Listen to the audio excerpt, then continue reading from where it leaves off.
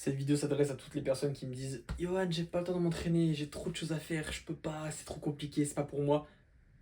On a tous dit, mais on sait très bien que c'est du bullshit. Comment faire si t'as pas le temps de t'entraîner et que t'as vraiment un emploi du temps chargé, car c'est possible. Je ne remets pas ça en cause, je vais t'expliquer ça. Déjà, il va falloir que tu choisisses un programme en 3 jours par semaine. 3 jours par semaine, tu peux faire du upper lower ou du full body. 2 jours où tu fais le haut du corps et un jour où tu fais le bas du corps. Des sessions de 45 minutes. 3 fois 45 minutes, ça fait environ 2 heures. Me dis pas que t'as pas 2 heures par semaine pour aller à la salle. C'est pas possible. Donc dans cette séance-là, qu'est-ce que tu vas faire? Tu vas prendre 4 à 5 exercices par séance, pas plus. Et vraiment, il faut que tu focalises sur les exos polyarticulaires. Donc typiquement, des variantes de développé couché. Donc ça peut être de l'incliné à la Smith, de l'incliné aux haltères, du couché aux haltères, de la machine pectoraux, du squat, du Smith squat.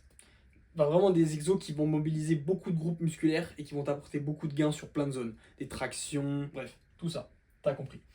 Soulever de terre, c'est bien aussi. Je suis pas un grand fan, mais c'est pas mal. Pourquoi c'est intéressant? Parce que si t'as pas beaucoup de temps dans ta séance, faire des exercices d'isolation, c'est un peu bête. Il faut que tu optimises, il faut que tous les exos que tu fasses soient vraiment dans un but de recruter le plus de muscles possible.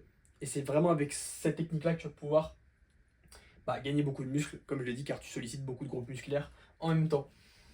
Maintenant, il faut que tu aies des séances courtes. Comment avoir des séances courtes? Utilise des supersets. Typiquement, si tu fais une séance haut du corps, ce qui peut être très intéressant, c'est par exemple d'enchaîner du développé incliné aux haltères.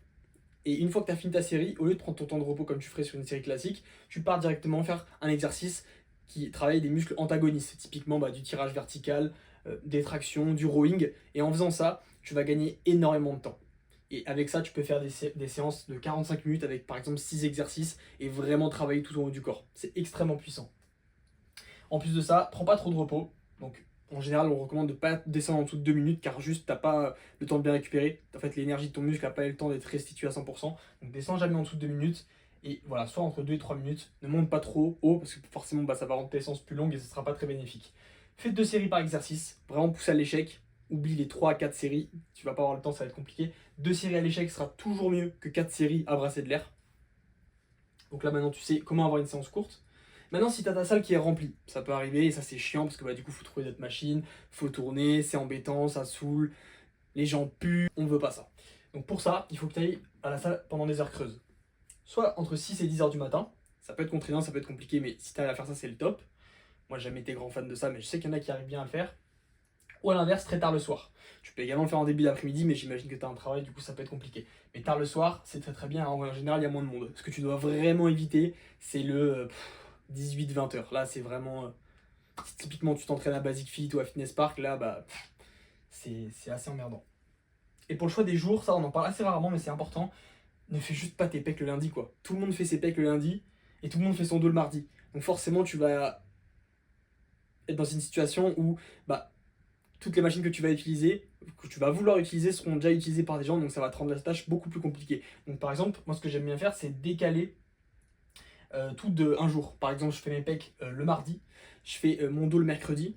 Après, disons que je vais faire les jambes le jeudi. En fait, tout est décalé pour faire en sorte que t'aies pas ces problèmes que j'ai cités précédemment. Donc en fait, moi aussi, il y a des moments où je disais que j'avais pas le temps de m'entraîner. En réalité, c'est pas que t'as pas le temps, c'est juste que c'est pas une de tes priorités. Et si jamais vraiment t'as un emploi du temps qui est compliqué, que ton travail te prend énormément de temps, que t'as des projets à côté, ça doit jamais être une excuse pour pas t'entretenir physiquement. Et tu peux toujours le faire, comme je te montrais, avec 2 voire 3 heures par semaine. Tu peux largement prendre du muscle ou perdre du poids si jamais c'est ça ton objectif. Donc voilà, juste ne sors plus cette excuse, mec, c'est du bullshit.